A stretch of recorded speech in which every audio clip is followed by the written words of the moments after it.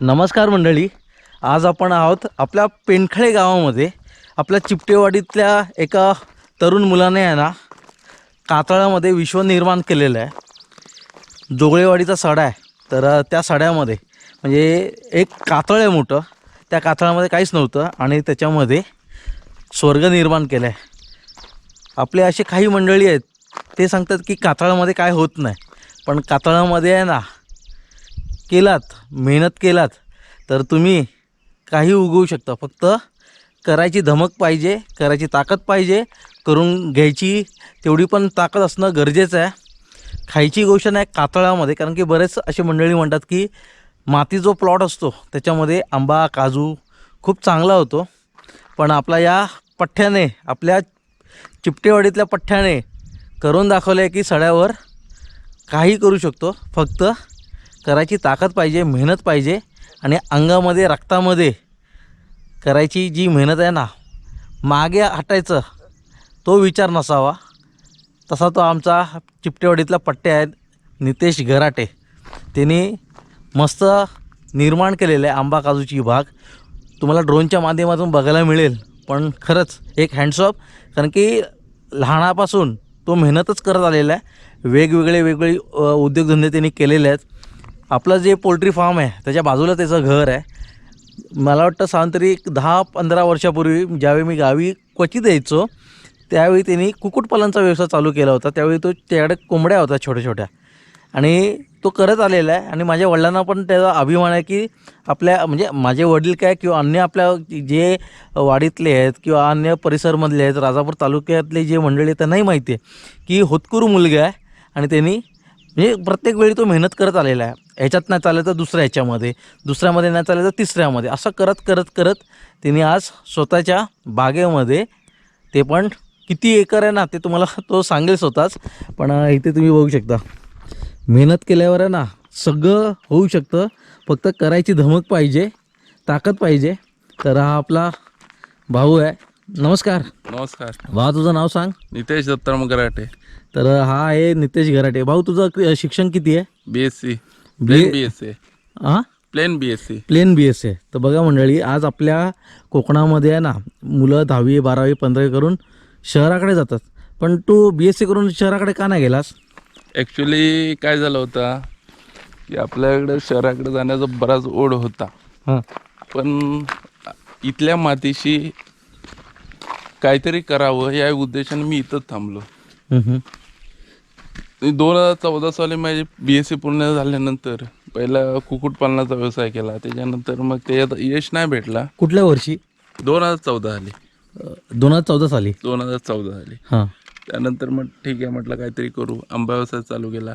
मग आंबा व्यवसायानं चालू केल्यानंतर आज जवळजवळ 10 वर्ष आपल्याला झाली आंबा व्यवसायात आहोत. त्यानंतर एक लकी ड्रॉ सारखा विषय म्हणून हा पहिला 3 एकर 12 गुंठ्याचा हा प्लॉट घेतलेला आपण. दुसऱ्या वर्षी तो 1.5 एकरचा प्लॉट घेतलेला आणि त्यानंतर पुन्हा 3 एकर 11 गुंठा हा प्लॉट घेतलेला. आता टोटल इथं 8 एकर जागा आहे पूर्ण, असा विषय आहे. पण आज आपल्या कोकणामध्ये एक वेळ लागलाय की जमिनी विकायचं. जमिनी विकू नका शक्यतो. हाय त्याच्यामध्ये सोनं करण्याची ताकद ठेवा. या प्लॉटमध्ये पाणी नव्हता. ॲक्च्युली प्रॉब्लेम झाला होता पाण्याचा सर्वच. आपण गाडीनं ट्रिप आणून, स्वतःची गाडी असल्यामुळं गाडीनं पाणी आणून टाकायचो, पण ते काय पुण्यासारखं नव्हतं. म्हणून 4 बोर मारल्या. पहिली बोर इथे जवळजवळ 500 फूट मारलेली. त्यानंतर दुसरे एक फेल गेल्यानंतर आहे ना 500 फुटापर्यंत मशीन चेक केलं होता, हां पण ते पाणी नाही सक्सेस झालं, फेल गेली. दुसरी परत 8 दिवसाने आपण तिथे मारली त्या पॉईंटवरती, ती जवळ 400 फूट गेल्यानंतर ती पण बंद केली, तिथं पण पाण्याचा स्रोत नाही लागला. हां या बोरला जवळजवळ 650 फूट गेल्यानंतर पाणी लागलं होतं. ती पुढे आहे ती. हा पुढे, पण इथे सोलर बिलर सर्व आपण बसवलं आणून. हां पण सोलर बसवल्याच्या नंतर पाणी भर पावसानं 2 दिवस फुल आलं, तिसऱ्या दिवशी गायब झाला. हां पुन्हा हताश झालो. हां 8 दिवसांना आपण खाली एक पॉईंट आहे या प्लॉटच्या शेवटच्या टोकाला, हां 350 फूट गेलो खाली, हां तिथे पण पाणी नाही झालं. त्यात आता तुझं करायचं नुकसान झालं. हां, जवळ 4 बोर इथं फेल गेल्या. हां मग आता करायचं काय? या उद्देशानं पाण्या तर झाडांची गरज होती, पाण्या म्हणजे झाडं एकदम सुकत आली होती पूर्ण जानेवारीच्या एंडिंगला. ही 1 वर्षाची लागवड आहे. 1 वर्षाची लागवड आहे. हा, ही 1 वर्षाची लागवड आहे. हां आतल्या आहे ती 3 वर्ष त्या झाडांना, काही झाडांना 3 वर्ष, 150 झाडांना 3 वर्ष पुन्हा झाले. हां आणि त्याच्या खालचे आहेत ते 2 वर्ष झाले, आणि ही 1 वर्षाचीच आहे.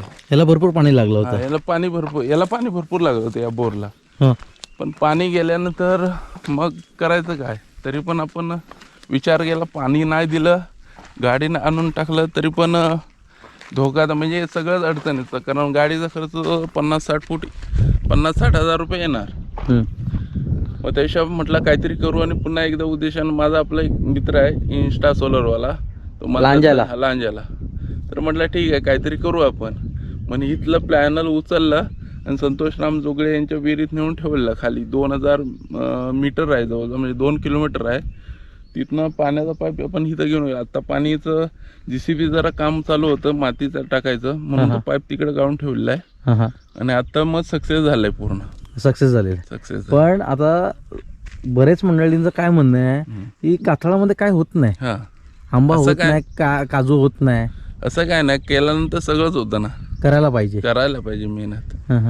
तो सुरुवातीपासून काही ना काही उद्योगधंदे करतच आलेला आहे. चालूच आहे. म्हणजे वर आता खाली होत राहतच. हा, आता जवळजवळ प्लांटेशन 700 झाडं पूर्ण लावलेली आहे त्याच्यामध्ये हापूसची. हापूस किती आणि काजू किती? काजू जवळजवळ आपलं 400-500 काजूची झाडं आहेत. ओके, 400-500 आहेत. ओके, आणि आंबा किती? आंबा जवळ 700च्या वरती आहे, प्लस आहे. प्लस आहे. ओके, आता सांगायचं म्हटलं, हा प्लॉट म्हणजे जोगळेवाडीचा हा प्लॉट तुझा सांद्र किती? 8 एकरमध्ये. 8 एकरमध्ये. ओके, आणि तुझं घर हे अंतर किती आहे? एक साधारण 4 किलोमीटर असेल. बघा मंडळी, आपल्या प्लॉटवरून आपलं घर समोरचं दिसतंय हा कधी पण, आणि आपल्या प्लॉटवरून आपल्या घरून प्लॉट बघितलं तर समोरचं पूर्ण दिसतंय. तर मंडळी सांगतो की तो डोंगर दिसतोय ना, तर त्या साईडला आमची चिपटेवाडी आहे. बरोबर ना? हो, 4 किलोमीटर हा पट्ट्या. तिथून डेली येतो, डेली बाईकवर येतो किंवा कारने येतो, म्हणजे स्वतःची एक पिकअप गाडी आहे, तर त्याच्यावर येतो. रात्री किती वाजेपर्यंत इथे काम करत असतो? 11-12 वाजता पण कधी कधी असतो पाणी लावत असतो. ओके, बिबट्याचा प्रॉब्लेम आहे इथे? बिबटे असले तरी आपल्याला काय फरक पडत नाही त्याचा. जनावरचा एवढा त्रास असला तरी सुद्धा, कारण की तुम्हाला एक सांगतोय मंडळी, काथळामध्ये काय होत नाही ना, आणि नंतर जमिनी विकतात, हे थांबवा, करण्याची एक ताकद निर्माण करा. आणि होऊ शकतं, फक्त एवढं आहे की थोडंफार माती वगैरे लागेल.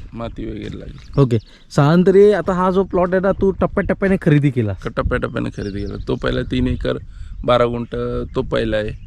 त्यानंतर तो 1.5 एकर खालचा, त्यानंतर 3 एकर 12 गुंठ हा वरचा आहे. टोटल आता 8 एकर क्षेत्र झालं इथे. ओके, मग आता ती समोरची शेड आहे ना, ती पॅक हाऊस आहे का? मँगो पॅक हाऊस आहे. तिला कसं 2,40,000 रुपये उत्पादन अनुदान आहे. तर तिचा जवळजवळ 4-1 लाख रुपये खर्च आला. आपल्याला शासनाकडनं 2,20,000 रुपये त्याचे भेटले. ओके, असं. आणि हा प्लॉट आपण ऑलरेडी MRGS मध्ये टाकलेला आहे. त्याचं हेक्टरी अनुदान 1,22,000 वगैरे भेटतं. अरे वा, बघा मंडळी, केलं की सगळं होतं. फक्त काय माहिती आहे, कष्ट करा. हे मी प्रत्येक वेळी का सांगतोय की जमिनी विकून हा सोल्युशन होणार नाही आहे. मार्ग काढा त्याच्यातून. आज ह्या प्लॉटवर आहे ना, काही नव्हतं, झाडं वगैरे पण काही नव्हते, रिकामी प्लॉट होता तो. आणि सांगायचं म्हटलं की तिकडून जी आमची वस्ती आहे किंवा रस्ता आहे, तिथून हा प्लॉट पूर्ण रिकामी पहिला दिसायचा. आता कुठेतरी झाडं लागली अशी हिरवं हिरवं दिसतं लांबून. तर अजून काय आता आंबा लावलाय, काजू लावलाय, अजून तू काय करतोस? अजून याच्यामध्ये आंतरपीक घेण्याचा उद्देश चालू आहे. हां. ही जी माती टाकली आहे ना, या मातीच्या साईडला एक आपल्या गावठी भाषेत ते भेटत नाही कुठं, पण चिबूड म्हणतात त्याला. हां. त्याचं प्लांटेशन करण्याचा किंवा भोपळ्याचं लागवड करण्याचा उद्देश चालू आहे. ओके.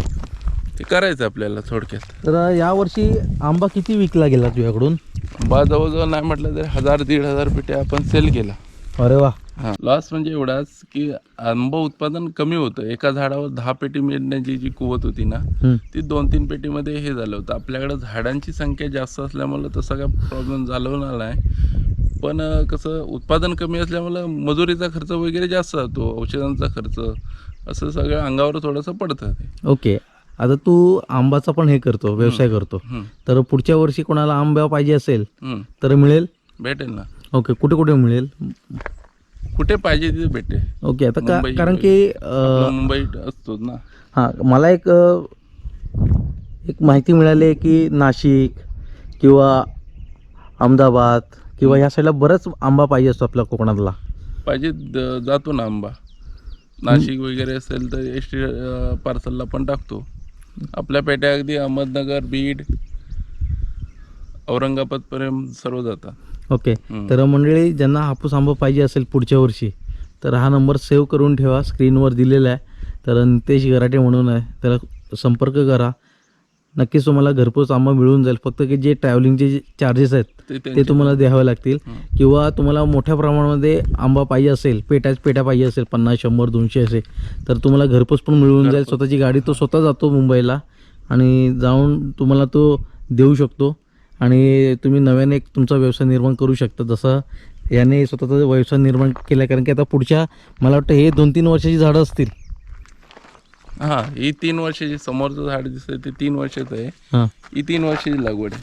ही 3 वर्षाची लागवड आहे. आणि हे 1 वर्षाचं आहे. याच्यामध्ये काय झालं होतं, हां. ॲक्च्युली आपण 30 फुटाचं अंतर सोडलं होतं ओके. या 2 झाडाच्या ह्याच्यामध्ये. जरा झाडं असल्यामुळं कातलावाची झाडं असल्यामुळं कसं त्यांची ग्रोथ जरा कमी होते. ते आम्ही त्याची दरवर्षी छाटणी घेतो ना. छाटणी केल्यामुळे त्यांची ग्रोथ कमी होणार. त्यामुळे मधला जो पेस आहे तो जरा जास्त वाटला. म्हणून आपण पुन्हा गेल्या वर्षी एक झाड प्लांटेशन आणखी त्याच्यामध्ये केलं ॲडव्हान्समध्ये. ओके. असा विषय आहे. बघा मंडळी, की कातळामध्ये आंबा असू दे किंवा काजू असू दे, थोडंसं उशिरा त्याचं वाढ होते. माती असेल तर चांगलंच आहे. आता ह्याच्या इथे माती जास्त वापर केला तर होऊ शकतं ना, फरक पडेल. कसं झाडांची ग्रोथ जरी फास्ट नाही झाली तर उत्पादन फास्ट येतं कातलावरती. तसं मातीमध्ये होत नाही. मातीमध्ये हीच झाडं आहेत ना, तुम्हाला 10 वर्षांनंतर आंबा लागवड म्हणजे आंबा उत्पादन तयार होतात. पण या झाडापासून 5-1 वर्षात उत्पादन चालू होईल. ओके. म्हणजे लवकर होतं उत्पादन. लवकर चालू होतं आणि लवकर पण संपतो. कारण सीझन कसं जानेवारीत याला म्हणजे जानेवारीपासून सीझन स्टार्ट होतो या कातलावरती आणि मार्चच्या किंवा एप्रिलच्या 15 तारखेपर्यंत सीझन इथं पूर्ण हे संपतो. त्यामुळे आंब्याचे पैसे पण चांगले होतात आणि उत्पादन पण चांगलं येतं. ओके. म्हणजे जास्त फवारणीचा खर्च पण लागत नाही याला. म्हणजे वरतून येणारी हीट आणि खालून येणारी हीट, मग तो आंबा लवकर तो तयार होतो, ऑटोमॅटिक तयार होतो. आणि चवीला पण चांगला असतो कातळावरचा. टेस्टी असतो. कारण की आमची एक बाग आहे ती कातळावरचीच आहे. तर सांगायला गेलं तर की कातळावरचे जे आंबे असतात टेस्टी असतात. तसं बघायला गेलं तर मातीवरचे पण असतात, पण थोडासा मिनरलचा फरक असतो. जे मिनरल जे असतं जमिनीमध्ये त्याच्यामुळे तो फरक पडतो. तर आतापर्यंत तुला किती खर्च आला? कारण की आता अळी म्हटली तर अळीला खर्च येतो. कारण की आज आपल्याकडे लेबर आहे 500 रुपये आणि ज्या स्त्री आहे त्याचा 200-250 रुपये. आपण 3 एकर 12 गुंठ जेवढं प्लांटेशन आहे तेवढ्याला अली केले. पण आपला याच्यानंतर अली या प्लॉटला किंवा खालच्या अन्य प्लॉटला अली करायचं नाही. फक्त मातीची लेवल आपल्याला वरनं करायचं आहे. बाकीचा दगड आहे तो व्यवस्थित लावून त्याला हे आणून तोडून टाकायचं फक्त. लाखोच्या घरात खर्च झाला असेल. हो, इथे लाखोचं म्हणजे बोलण्यासारखाच विषय नाही. आणि आपल्याकडे काही अडचणी येतात का? अडचणी म्हणजे आत्ता कसं आपण सुरुवातीला हा प्लॉट खरेदी केलेले आहेत ऑलरेडी. कारण वडिलोपार्जित नाही. हे जर वडिलोपार्जित तर ठीक होतं खर्चाचं बजेट. तू स्वतः घेतलं? हां, स्वतः घेतलेलं आहे. हे 3 एकर 12 गुंठ, तो 3 एकर 12 गुंठ आणि खालचं 1.5 एकर. तुझं वय किती आता? आता वय माझं 33 वर्ष. 33 वर्षामध्ये तू 8 एकर जमीन घेतली आहे, हां. ते पण गावच्या पट्ट्याने. गावाची. हां, सांगायचं म्हटलं तर मंडळी की आजच्या तारखेमध्ये बघा लाखो रुपये असले ना तरी लोक गावी जागा घेत नाही, मुंबईला फ्लॅट वगैरे घेतात. पण ह्यांनी पण आता सांगायचं म्हटलं तर आज 8 एकरची किंमत आहे ना भरपूर आहे. ह्यांनी मुंबईला घर घेऊन भाड्याने दिलं असतं, पण ते न करताय ना. बघा मंडळी 500, 1000, 2000 स्क्वेअर फूटचं घर घेण्यापेक्षा आहे ना हेक्टरमध्ये जागा घ्यायची. हेक्टरमध्ये जागा घ्यायची. हां, हां, इथं बोलणारं कोण नाही आहे. कोण नाही. आपल्याला बऱ्याच जणांचं सजेशन होतं की मुंबईमध्ये एखादा फ्लॅट घे, लोन काढून घे. भले इथं पण आज लोनच झालं आहे आपलं, तसा काही प्रॉब्लेम नाही. पण कसं इथल्या मातीशी किंवा इथे जागा घेऊन जे डेव्हलपमेंट करण्यात आहे मजा आहे ना, ती मुंबईमध्ये नाही. तिथे काय आपण भाडंच फक्त घेणार ना, त्याच्या व्यतिरिक्त काहीच घेऊ शकत नाही. आणि त्याच्यात म्हणजे ह्या झाडांशी समरूप होण्यात आहे ना जो वेगळा आनंद आहे, तो सर्वात हे आहे. तर तुझा एक प्लॉट तू विकला, तो तेव्हा खरेदी केलेला तो हां, विकला तशी आणि हां. तू इथे घेतलास. हां, तो ऑलरेडी आपण 3 एकर 11 गुंठ तो प्लॉट ऑलरेडी घेतलेला. पण हां. तिथं कसं रस्त्या बिस्ते सर्वांचीच अडचण असल्यामुळं तो आपण देऊन टाकावा दुसऱ्याला. हम्म, त्यानंतर पुन्हा एक 1.5 एकर क्षेत्र घेतलं होतं आपण त्या टॉवरच्या इथे. हम्म, पण ते पण जागेचा कमी जागा असल्यामुळे तो पण देऊन टाकला. आपल्याला क्षेत्र पाहिजे होतं 10 एकर किमान. हम्म, पण इथे कसं इथे चान्स होता घेण्यासारखा, हम्म. म्हणून साठी आपण इथं उतरलो. आणि 10 एकर असलं की काही करता येतं आपल्याला. म्हणजे एकाच जागेमध्ये तुम्ही काही करू शकतात. हां, हा, म्हणजे अर्धा तुकडा आहे, म्हणजे 2 एकर इकडे आहे, 2 एकर तिकडे आहे, 2 एकर तिकडे आहे. मजा नसते, व्हॅल्यू नसते. हा, म्हणजे फक्त रस्ता असेल तर चल ठीक हां, आहे, ठीक आहे. पण रस्ता नसेल तर मग खूप अडचणी होतात. हां, तिथे कसं सर्व लेबर जरी आणले तरी एकाच वेळेला सर्व काम होऊन जातं ना. हम्म, हम्म, हम्म. काढणीला जरी आंबे आलो तरी एकाच बागेमध्ये काम होऊ शकतो. 2-2 झाडं असले तर ते परवडत नाही. बघा म्हटले एकच मोठा प्लॉट असेल ना त्यात तुम्ही करू शकता. की या भावाने नितेशने आहे ना त्याच्याकडे स्वतःची जागा होती, त्यांनी खरेदी केलेली, ती त्यांनी घेतली, विकली. पण का? कारण की आपल्याला मोठा प्लॉट पाहिजे होता एकाच ठिकाणी, आणि एका ठिकाणी असेल ना तर खूप काही गोष्टी करता येतात आणि मार्ग पण निघतात. कारण की तुकडा तुकडा असेल ना, म्हणजे 2 एकर इकडे 2 एकर तिकडे, तर खूप मोठ्या अडचणीमध्ये माणूस येतो. पण कृपया करून तुम्हाला सांगतोय, तुमच्याकडे जे आहे नाही भेटला तर कृपया करून विकू नका. हा, पण याचं नशीब चांगलं होतं, हा याला भेटला. कारण पण हा कष्टाळू आहे नितेश बघायला गेलं तर. पण आमचा व्हिडिओ बनवता आला नाही यावर्षी, तर त्यासाठी दिलगिरी व्यक्त करतो. आंब्याचा व्हिडिओ बनवायचा होता भावाचा, पण नाही करता आलं. पण या आपल्या भावाने ना एवढं मोठं क्षेत्र घेतलं, त्यासाठी एक बिग थम्सअप, ते पण गावच्या मुलाने. आज शहराकडे गेला असता लाखो रुपये कमवायचे, पण लाखो रुपये नाही पण हजारोमध्ये पण आहे ना माणूस सुखी राहता येतं. बरोबर आहे ना? बरोबर. भरपूर याने कष्ट घेतलेले आहेत. आंबा घेतलाय, कुक्कुटपालन केलं, काय काय काय करत असतो, पण हरल्याशिवाय ना जिंकता येत नाही. बरोबर आहे ना? तर मंडळी, ज्यांना काही आयडिया घ्यायची आहे किंवा ह्या प्लॉटवर येऊन काही मार्गदर्शन पाहिजे असेल ना, तर नितेशकडे तुम्ही येऊ शकता. फक्त तुम्हाला याला कॉन्टॅक्ट करून यावं लागणार आहे, कारण की हा काही ना काही करत असतो, व्यवसाय करत असतो. तर तुम्हाला आयडिया मिळून जाईल किती खर्च येतो, किती नाही येत, मग काय काय करावं लागतं, काय नाही करावं लागतं, हे सगळं तो सांगेलच तुम्हाला. अजून आपल्या प्रेक्षकांना काय सांगशील तू? जमिनी विकू नका. कोकणातल्या जमिनी विकला तर तेवढी घेण्याची तरी कुवत पाहिजे. आता आपण 2 प्लॉट विकले खरे, पण ते घेण्याची तर धम्मक होती म्हणून आपण विकले. आणि एक विकल्यानंतर दुसऱ्याची तयारी ठेवायची, एवढंच मी सांगू इच्छितो. बरोबर आहे. तर आजचा हा छोटासा व्हिडिओ तुम्हाला कसा वाटला आहे ना, कमेंटमध्ये मला नक्कीच कळवा.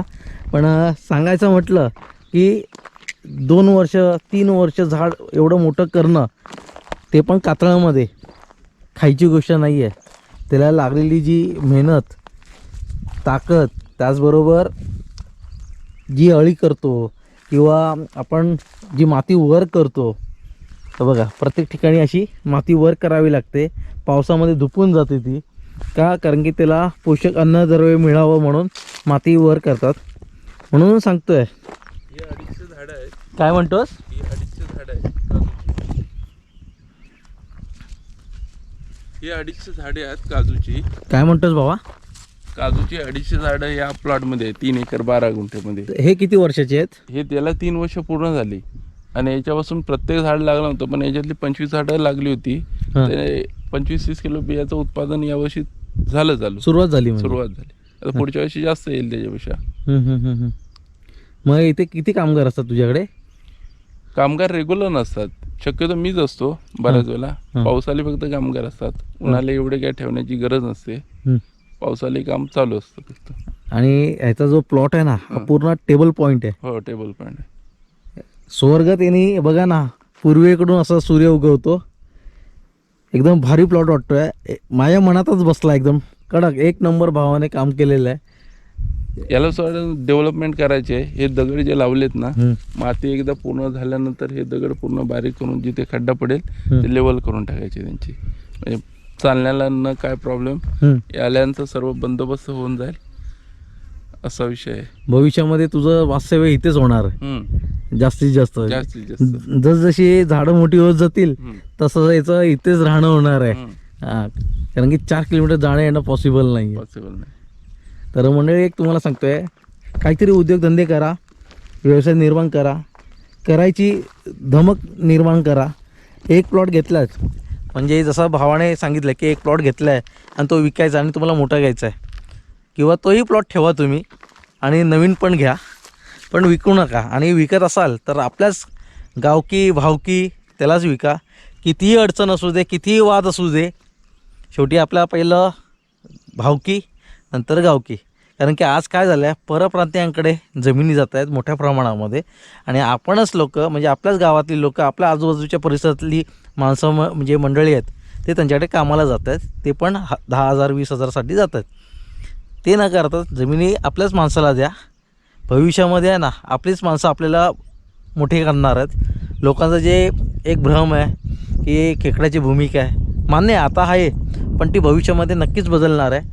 माणूस अपडेट होत चाललेला आहे, शिक्षण अपडेट होत चाललेलं आहे.